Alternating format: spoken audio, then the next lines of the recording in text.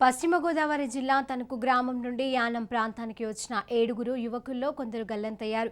తాళ్లరేవు మండలం గోపులంక వద్ద గోదావరిలో దిగి స్నానం చేస్తుండగా 4 గల్లంతవ్వగా 3 సురక్షితంగా ఒడ్డుకు చేరుకున్నారు.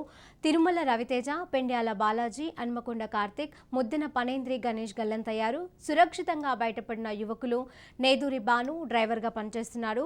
కొమ్మిరెడ్డి చైతన్య, సలాది దుర్గామయ్యే సంఘటనా స్థలానికి రెవెన్యూ పోలీసు అగ్నిమాపక సిబ్బంది చేరుకున్నారు.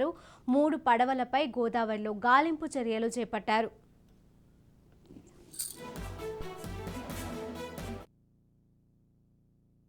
ఏడుగురు వచ్చామన్నా. మామూలు సరదాగా వచ్చామన్నా యానమని చెప్పి మామూలుగా వచ్చామన్నా. డ్రింక్ చేసాం, ఆడ కూర్చున్నాం మామూలు సరదాగా.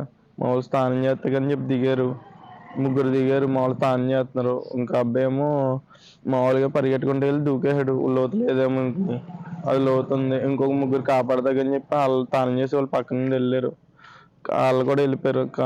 మేము మామూలుగా వాళ్ళని కాపాడదాకా వెళ్తాం. మేము మామూలుగా దిగాము, ఇంక దొరకలేదు, వచ్చాం బయటకు అంతే. చేర్పించారండి, ఇందాక చేస్తూనే ఉన్నారు.